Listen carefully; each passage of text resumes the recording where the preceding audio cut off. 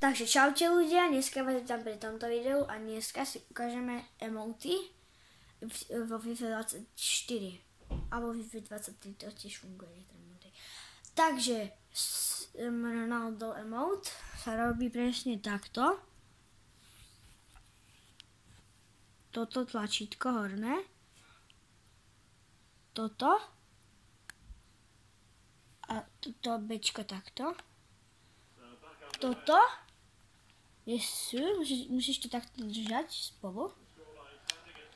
Potom, toto nie, toto, no. Teraz toto, takto 2 razy, takto, to je gridičko a potom ešte niektoré ukážem, X-kom je to, neviem ako sa to volá. X-kom je také, že Martina sa mi zdá. A viacej to mám do ďalšieho videa. Tak ču.